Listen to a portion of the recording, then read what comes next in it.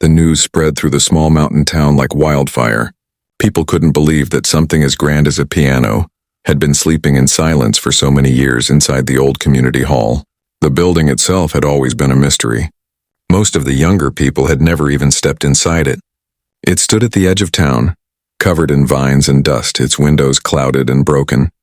Its wooden sign faded to the point that no one could read the name anymore. Some said it had been closed since before their grandparents were born, but now everyone wanted to know what was really inside. When the workers first talked about the discovery, people thought they were joking. A piano? In that old wreck? Someone said at the cafe. But when a picture of the instrument appeared on social media, a beautiful grand piano covered in dust but still shining faintly in the sunlight, curiosity took over. The post got hundreds of comments from people asking questions and sharing memories. Some said they remembered hearing stories about concerts in the hall. Others claimed their grandparents used to dance there long ago. Soon, nearly the whole town was talking about it. Elderly residents began to share strange, forgotten tales. Mrs. Dawson, who ran the bakery, swore she had once seen a young woman play that very piano when she was a child. Her name was Anna, she said softly, kneading dough as she spoke. She played like her heart was breaking. Then one day she just disappeared. No one ever saw her again. Others nodded, half remembering stories their parents had told them. It was as if the piano had unlocked an old door in everyone's memory. Children began daring each other to peek through the broken windows of the hall. The braver ones came running back with wide eyes, claiming they saw a shadow sitting at the piano. "It's haunted," one boy whispered to his friends, his voice trembling with excitement. "You can hear soft music at night if you walk past it." Whether it was true or not, no one could say, but soon people began avoiding the hall after dark. Still, the curiosity didn't fade. The town council decided to open the hall for one day, so everyone could see the piano for themselves. On that morning, the air buzzed with excitement. Families arrived with cameras.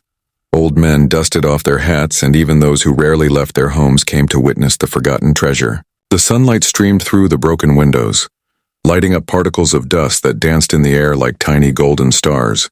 And there it stood, the grand piano, silent but proud. Its keys yellowed with time, its lid slightly crooked but still beautiful in its own way. People stood around it quietly, as if they were in church. Some touched the piano gently, tracing their fingers over the wood. "It's strange," someone whispered. "It feels alive." No one could explain why, but the air in the room seemed to hum with something more than just curiosity, something like memory. One old man, Mr. Holloway, who had once been a music teacher, pressed a single key. A low, trembling note filled the hall. The sound was weak and cracked, but it echoed beautifully, bouncing off the old wooden walls. For a moment, everyone stopped breathing. Then someone clapped softly and the spell broke. After that, the stories began again, but now with more life. People wondered who had owned the piano. Some said it had been a gift from a famous composer who passed through the town long ago. Others believed it was left behind by a musician who couldn't bear to take it after losing someone dear. Every version of the story grew a little more dramatic with each retelling, like a legend being born all over again. At the local diner, a group of teenagers sat around a table, their milkshakes untouched. "What if there's something hidden inside it?" One of them said, eyes wide, "Like letters or old sheet music." Another replied, "Or maybe it's cursed and that's why it was forgotten." They all laughed, but secretly they couldn't stop thinking about it. Even the adults were caught up in the wonder.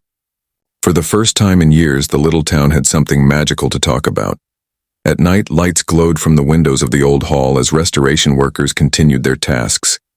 People walking by could see shadows moving and hear the soft creak of the piano bench. Sometimes it almost sounded like a melody was playing by itself. But when they got closer, the sound stopped. "It's just the wind," people said. But no one truly believed it. By the end of that week, the forgotten piano had become the heart of the town. It was more than just an instrument. It was a mystery, a memory, and a story waiting to be told. People felt connected again, bound by their shared curiosity and wonder.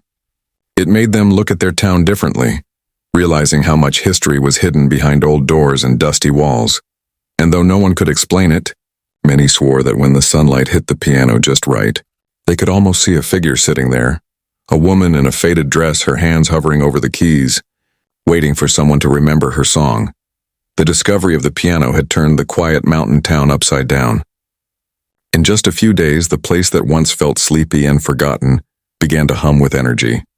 Everyone seemed to have a theory, a memory, or a feeling about the old grand piano that had been hiding all those years inside the dusty community hall. But among all the excitement, one person felt something different, something deeper. Her name was Clara Morgan. Clara was 28, a local music teacher who had recently moved back to town after studying in the city.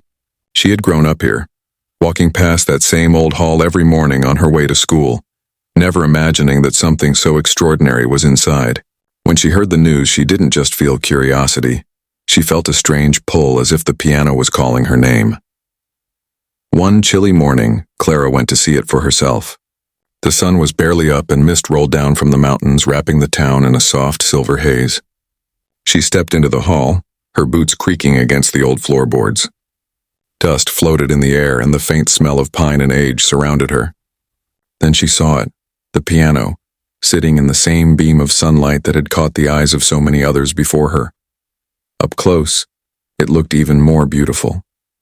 The wood was scratched and faded, but it still held a quiet grace. The keys, though yellowed, seemed to whisper stories of music long forgotten.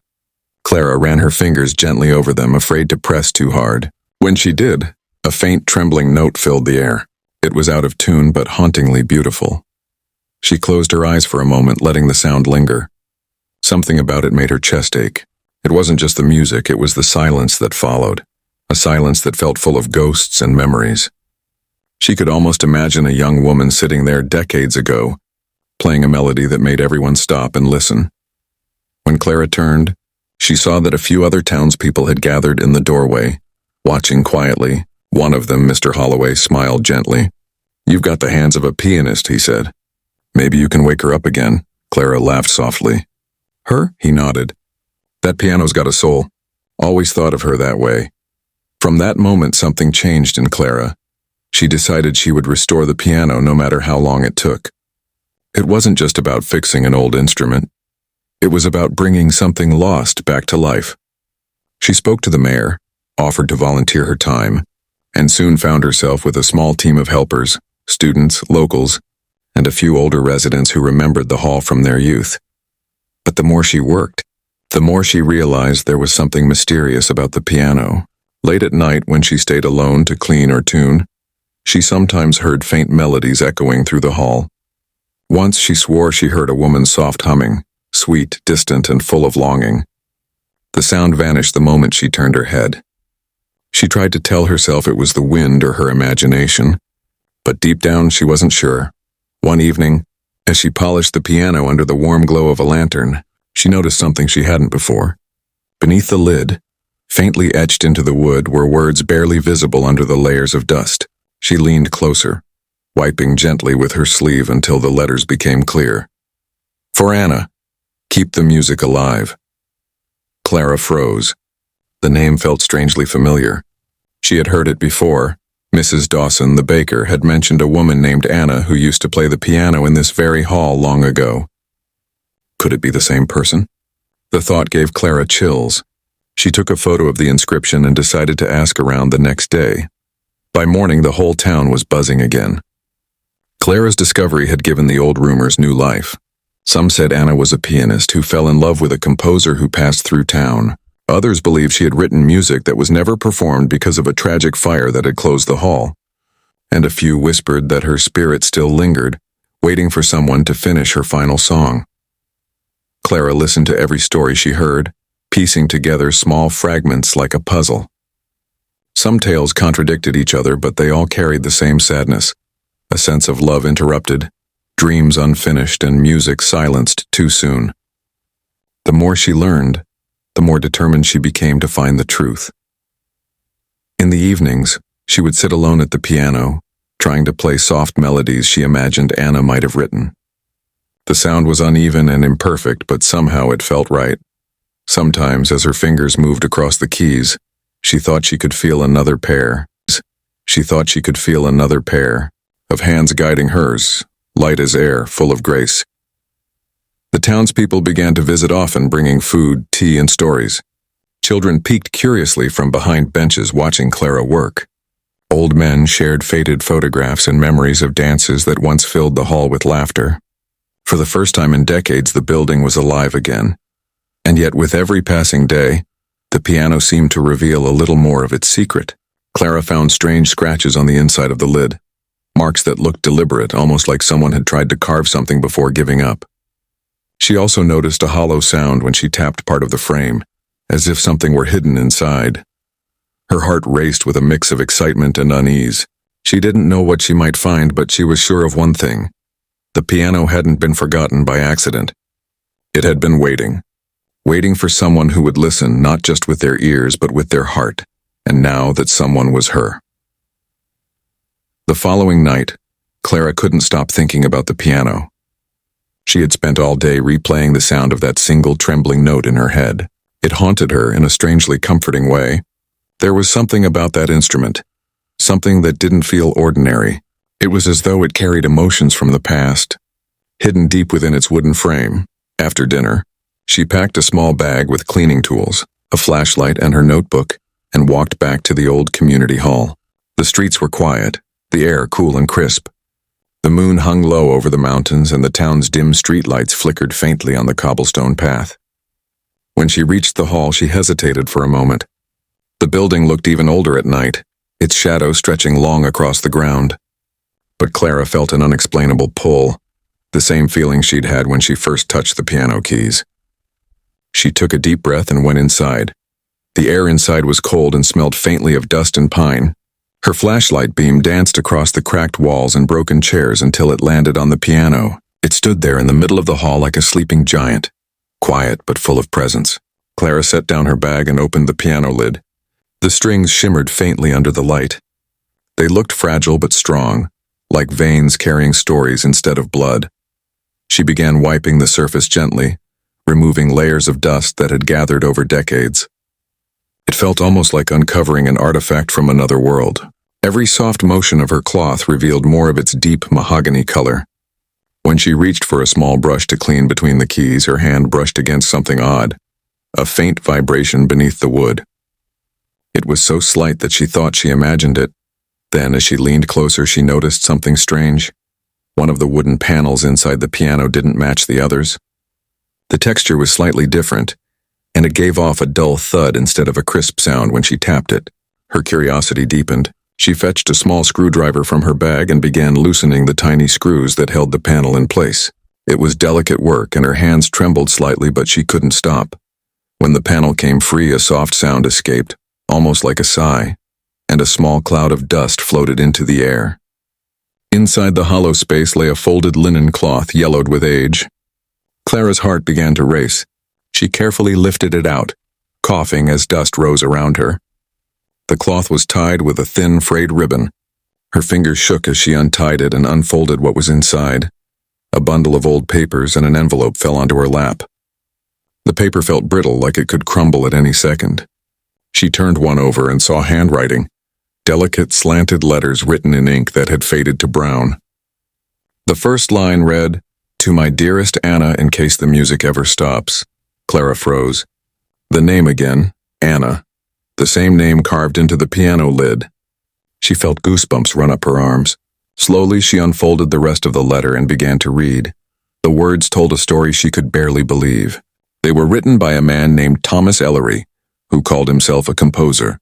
He wrote about how he had built this piano with his own hands for the woman he loved, Anna, a pianist who played like the wind in spring. The letters spoke of dreams, of composing a symphony for her called The Song of the Forgotten.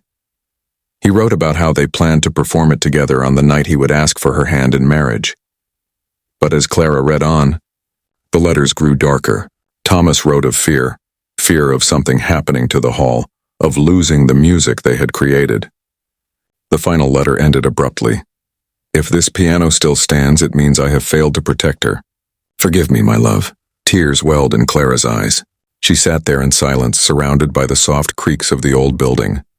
She imagined Thomas writing those words, perhaps knowing that something terrible was about to happen. Her hands trembling, she turned the last paper over and found something else, a small black and white photograph tucked between the pages. It showed a woman sitting at the piano, her hair tied back, her eyes full of emotion. The light in the picture made it look like the piano was glowing. There was no doubt. It was Anna. Clara felt as though time had folded in on itself. She was no longer just a teacher restoring an old piano. She was part of its story now, a story that had been waiting decades to be told. She carefully placed the letters back into the linen cloth and closed the hollow compartment, promising silently to uncover the rest of the truth. That night, she couldn't sleep. She kept hearing the soft echo of the piano in her head, the kind of sound that lingered in the soul. The next morning she went to the local library, determined to learn who Thomas and Anna had really been. As she searched the archives, she found an old newspaper from 1953. The headline sent chills down her spine. Fire destroys community hall. Local composer missing. Pianist hospitalized. The photo below showed the same hall she had just stood in, engulfed in flames. The article said Thomas Ellery had been last seen rushing back into the building to save his piano. His body was never found. Anna survived, but she never played again. She stayed in town for years, teaching children quietly until her death. Clara leaned back in her chair, staring at the page. Her chest tightened and tears blurred her vision. Suddenly everything made sense. The sadness in the piano's sound, the whispers people claimed to hear, the inscription under the lid. The piano wasn't just an old instrument. It was a love letter carved in wood and strings, a message that had waited 70 years to be heard again. And Clara, without meaning to, had become its messenger. That night after Clara read the letters, something inside her shifted.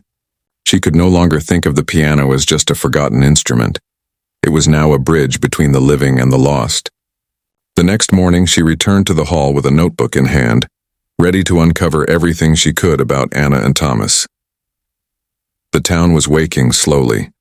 The smell of fresh bread drifted from the bakery, and the sound of church bells echoed softly across the valley. Yet Clara's thoughts were far away.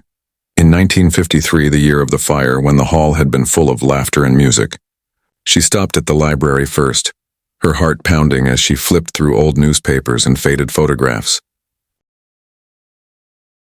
Every headline told a small piece of the story. Local music night a success. Pianist Anna Reeves captures hearts. Composer Thomas Ellery to present new work. Then came the darker ones. Fire at community hall. Composer missing. Feared dead, the librarian. An older woman named Mrs. Kent noticed Clara's interest. "Ah," she said softly. "So you've heard about Anna and Thomas." She sat down beside Clara and adjusted her glasses.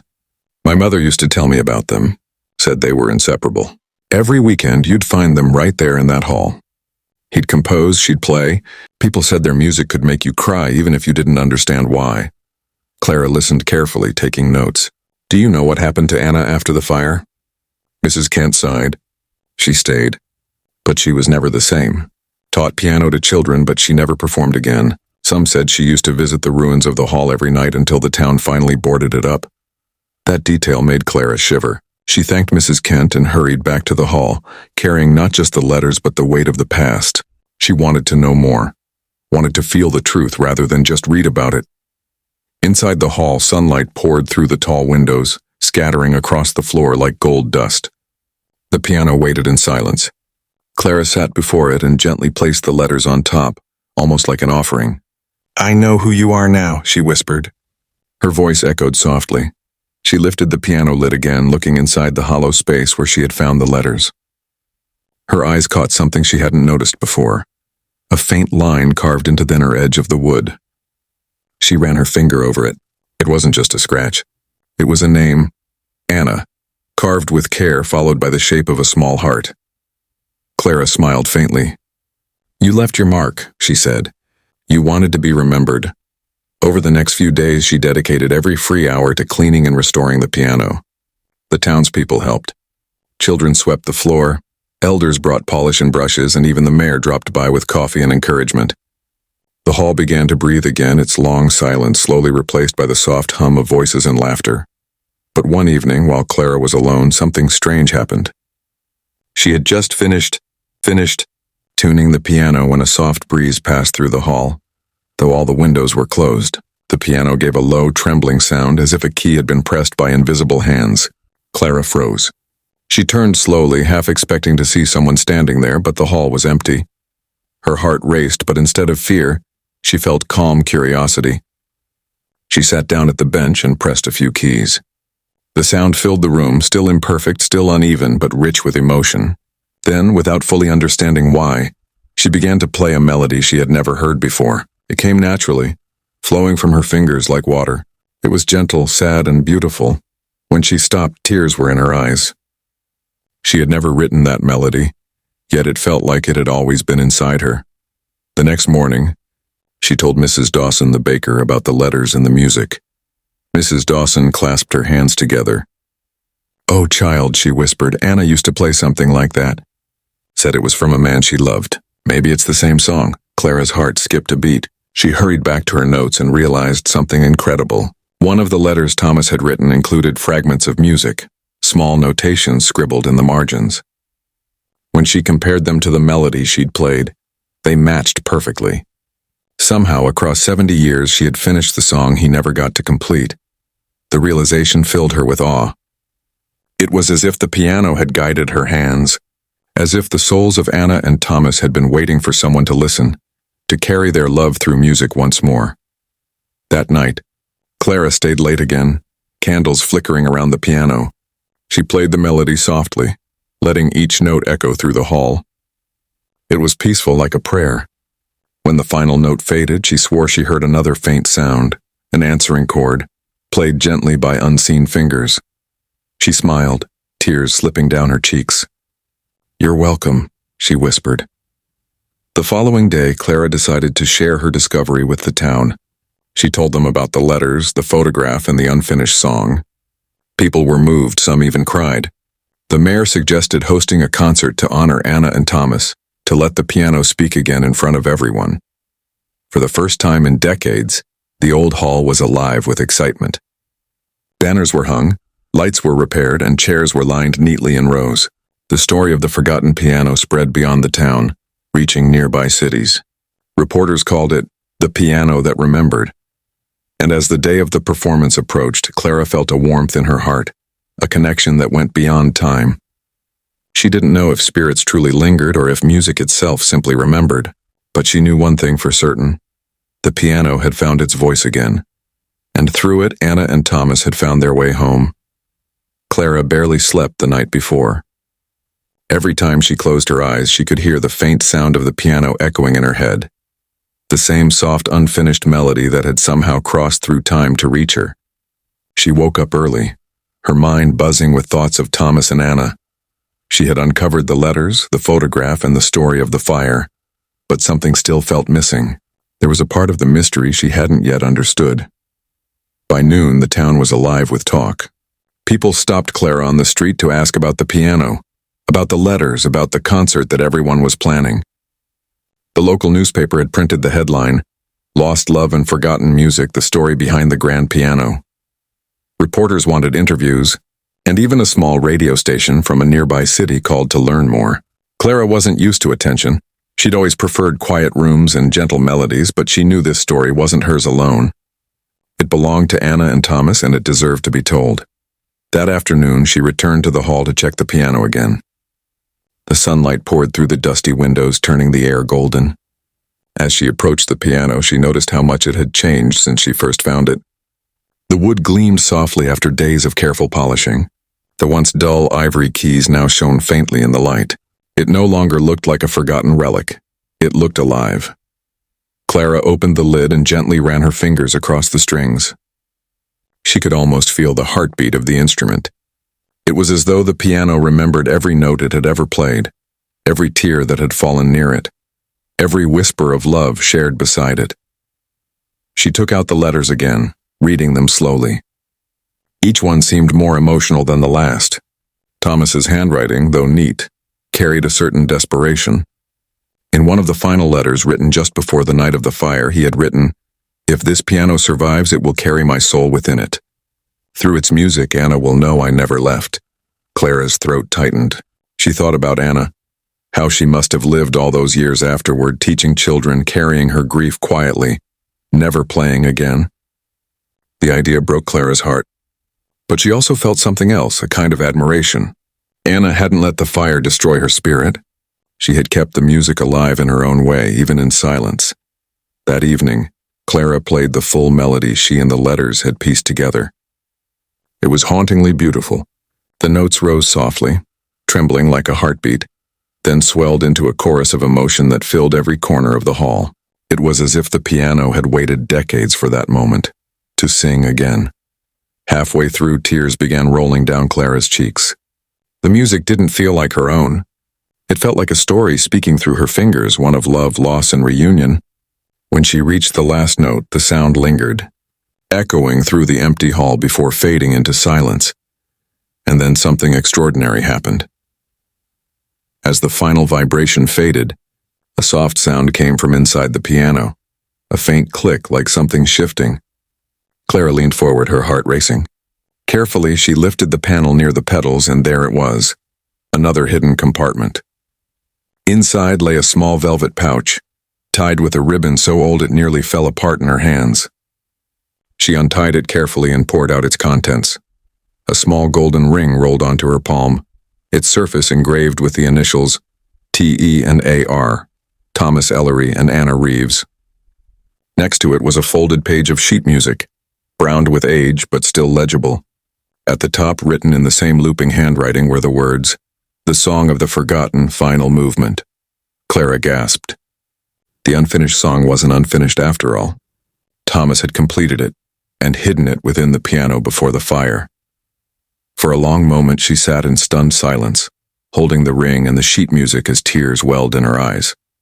It felt like Thomas had finally spoken to her, through the only language he had ever truly known, music. That night, Clara called the mayor and the town's small orchestra. "We have to play it," she said, her voice trembling. "The full song. It's complete now." Over the next few days, word spread even faster. People from neighboring towns wanted to attend. Musicians offered to help. The old community hall, once abandoned and silent, became the busiest place in town. Volunteers cleaned every inch, replaced broken windows, and hung soft golden lights that made the room glow warmly. On the day of the concert, Clara placed the ring and the letters in a small glass case beside the piano. A sign beneath it read, "In memory of Anna Reeves and Thomas Ellery, whose love never faded." Before the doors opened, she sat alone at the piano, resting her hand on the wood. "We did it," she whispered. "You're finally going to be heard again." As people began to fill the hall, she took her place on the piano bench. The air was heavy with anticipation, yet gentle, like the calm before sunrise. When she looked up, she thought for a split second she saw two faint shapes standing near the back of the hall, a man and a woman. Holding hands, she blinked and they were gone. Taking a deep breath, Clara began to play the final movement of the Song of the Forgotten. The music was powerful, heartbreaking, and full of light. Each note seemed to tell a part of the story, their meeting, their love, the fire, the years of silence. When she reached the final chord, the sound shimmered in the air like sunlight on water. The crowd sat perfectly still for several seconds before erupting into applause. Many in the audience were crying, and Clara could barely see through her own tears. It felt as though the hall itself was alive again, echoing with the sound of the past and the hope of the present. For the first time in 70 years, the piano had told its story, and the town, once quiet and forgotten, would never be the same again. The concert had changed everything. For days afterward, the little mountain town buzzed with warmth and excitement. Newspapers called it a night of resurrection, and local TV channels played short clips of Clara's performance, showing her sitting at the grand piano with tears shining in her eyes as the last notes echoed through the hall. People who had lived there their entire lives said they'd never felt their town so alive. But when the applause faded and the lights dimmed, Clara couldn't shake the feeling that something still lingered, something unfinished. She couldn't explain it, but every time she passed the piano she felt a strange pull, as if it wanted her to keep listening. A few days later, she returned to the hall early in the morning before anyone else arrived. Sunlight streamed through the tall windows, painting soft golden stripes across the floor. The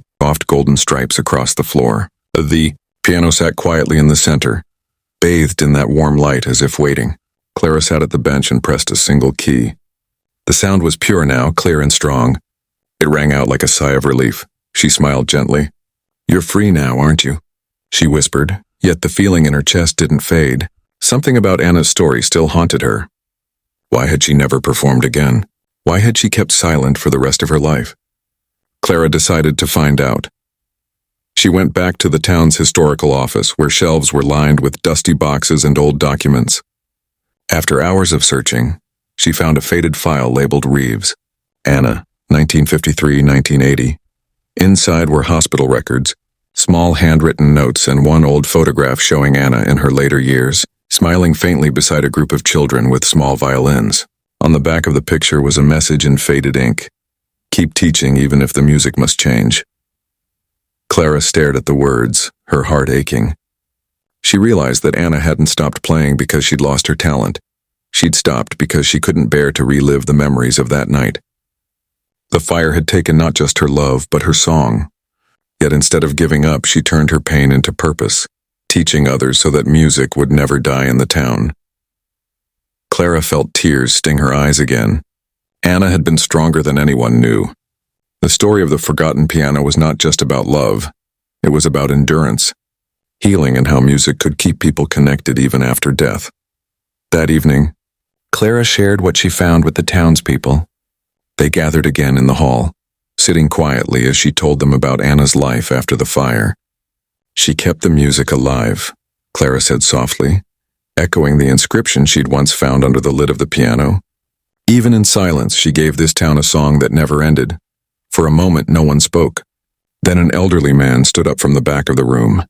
He introduced himself as Richard Ellery, the grandson of Thomas's brother. He had seen the news about the concert and driven all the way from another state. Holding an old leather-bound notebook in his hands, he walked toward Clara and handed it to her. "This belonged to Thomas," he said. "My family kept it for generations. I think it belongs here now." Clara opened the notebook carefully. Inside were handwritten musical sketches, unfinished melodies, and notes about the piano's design. At the end of the book, a single line stood alone. "Music is how souls remember." Her breath caught. She looked up at Richard, who was smiling kindly through misty eyes. "He was right," she said quietly. They remembered each other through the music. In the weeks that followed, the town decided to turn the old hall into a music and art center, dedicating it to Thomas and Anna. Volunteers worked together, cleaning and restoring every corner. Children painted murals of notes and stars on the walls, and local carpenters repaired the stage. Clara helped lead the project, ensuring the piano remained at the center of it all, a living symbol of what love and music could create together. During the grand reopening ceremony, Clara stood by the piano as the mayor spoke. "This hall was once a place of tragedy," he said, "but now it stands as a reminder that beauty can rise even from ashes." When the ribbon was cut, Clara sat at the piano once more. This time she didn't play the song of the forgotten. She played something new, a soft, uplifting melody inspired by Anna's life and the rebirth of the town. The notes floated like morning light, bright and full of hope. People swayed gently to the music, holding hands. Children clapped quietly at the end, their faces glowing. And as the final chord faded, Clara looked up and thought she saw something. A faint shimmer near the window, like sunlight bending into two silhouettes standing close together. A man and a woman. For a moment she smiled through her tears. "They're here," she whispered under her breath. The figures seemed to glow brighter before slowly fading away, leaving behind a sense of warmth and peace. When the hall finally emptied and silence returned, Clara stayed for a while, just sitting beside the piano. The late evening light washed over her face. She touched the keys one last time and closed the lid gently. The inscription under the lid still read, "For Anna, keep the music alive." And now, after all these years, Clara knew that promise had been fulfilled. The piano had found its voice again. The town had found its heart again. And through the timeless language of music, love had found its way home. The weeks after the reopening felt like a dream to Clara. The town that had once been quiet and almost forgotten now thrived with laughter, song, and light. Children practiced music every afternoon in the newly restored hall, their playful melodies echoing off the same walls that once knew silence and sorrow. Elderly residents came to watch, smiling as they shared stories of the old days. And in the middle of it all, the grand piano stood like a guardian, polished, proud, and full of life once again. Clara spent many mornings there alone, just sitting by it. The hall had become her second home, a place where time seemed to stand still. She often brought her tea, a notebook, and her thoughts. The piano no longer made her feel haunted. Instead, it felt like an old friend, one that whispered softly through its keys whenever the wind passed through the windows. Still, she couldn't help but wonder about the deeper meaning of what had happened. Why had she been the one to find the letters, the ring, and the music? Why had the melody come to her fingers so naturally that night? She began to think that maybe she had been chosen, not by chance, but by the piano itself. One quiet afternoon, as she was tidying up after her students left, Clara noticed something odd. A small folded piece of paper had slipped loose from beneath the piano bench. She unfolded it carefully, expecting an old note or maybe another fragment of sheet music, but it was a letter, written in an elegant, looping hand. Her breath caught when she saw the signature at the bottom. Anna Reeves. It was dated 1960, 7 years after the fire. The ink had faded, but the words were clear. If anyone finds this, please know that the piano carries both my sorrow and my joy. It was built from love, and love is what it should return to. Play it not with sadness, but with hope. Promise me that. Clara's eyes filled with tears. It was as if Anna herself was speaking directly to her, guiding her one last time. She pressed the letter to her chest and whispered, "I promise." Later that evening, she decided to do something she hadn't planned before. She would record the Song of the Forgotten, not for fame, but for memory. She set up a simple microphone beside the piano and began to play. The melody flowed effortlessly, blending all the emotions of the past months: curiosity, grief, discovery, and peace. When the final note faded, she sat still for a long time, tears streaming down her cheeks. Afterward, she uploaded the recording online with a short message. For Anna and Thomas, whose love taught us that music never dies. Within a week, the video spread far beyond the little town. Messages poured in from people all over the world, musicians, lovers, and strangers alike, saying the song had moved them to tears. Some said they listened to it while remembering someone they had lost. Others wrote that it gave them hope again. Clara was astonished. The forgotten piano, once hidden in dust and silence, had found a global audience. Its song had reached across oceans and hearts. It was as if Thomas and Anna's love, carried through time and music, had finally completed its journey. That evening, she returned to the hall once again. The golden light of sunset streamed through the stained glass windows, painting the room in soft colors. The piano sat there in the center, calm and timeless. Clara approached it slowly and laid her hand on the lid. "Your song has traveled far," she said aloud. "They'll never forget you now." She sat and played one last gentle tune, something of her own, warm and simple. As her fingers danced across the keys, she felt a peace unlike anything she had ever known. The room seemed to hum softly, the same way it had the first day she touched the piano. For a fleeting second, she thought she heard a faint harmony beside her, a man's deep voice humming along and a woman's soft laughter following. Clara smiled through her tears. "Thank you," she whispered, her voice trembling, "for trusting me." When the final note faded into the golden air, she closed the piano lid gently. The words carved beneath, "For Anna, keep the music alive," gleamed faintly in the light. And for the first time, she didn't feel they were meant for Anna anymore. She didn't feel they were meant for Anna anymore. Her outside, the sun dipped below the mountains, bathing the town in orange and pink. People walked home humming the melody she had played, children skipping to the rhythm of a song they didn't know had once been born of heartbreak. The forgotten piano was forgotten no more. It had found its way back to the world, and through it, the world had found a piece of its own forgotten heart. The following weeks brought quiet peace to the little town, a kind of calm that only comes after something beautiful and complete has happened. The grand piano stood proudly on the old wooden stage, shining under the morning light that streamed through the tall windows. No longer covered in dust or silence, it had become a symbol of the town's heart, a bridge between past and present, between love and memory. Every morning, people came to visit. Some came to listen, some to play, and some simply to sit in the hall and feel the soft echo of the music that had once been lost. Children touched the piano gently, their small hands brushing over its polished surface with reverence. They didn't know every detail of the story, but they understood its magic. To them, it was more than just a piano. It was living proof that even forgotten things could come back to life. Clara watched it all quietly. She often sat in the back row, smiling as her students played simple tunes and filled the room with laughter. The hall, once abandoned and silent, now thrummed with warmth and purpose. But there was one thing she hadn't told anyone. The recording of the Song of the Forgotten that she had uploaded online had reached millions of people. It had been shared across the world, used in films, weddings, and memorials. People called it the song that healed hearts. One evening, Clara received an email from a music historian who had heard the piece. He told her he had studied Thomas Ellery's work for years but never knew of this lost composition. He thanked her for restoring not just the piano, but the legacy of an artist whose story had been buried by time. "What you did," he wrote, "wasn't discovery. It was resurrection." Clara sat at her desk for a long while after reading that, her heart full. She realized she hadn't just uncovered a love story, she had become a part of it. Somehow, through her, Thomas and Anna had finished what they began 70 years ago. The piano had not chosen her by chance. It had waited for someone who would understand that music isn't just heard, it's felt. That night, Clara walked back to the hall one last time.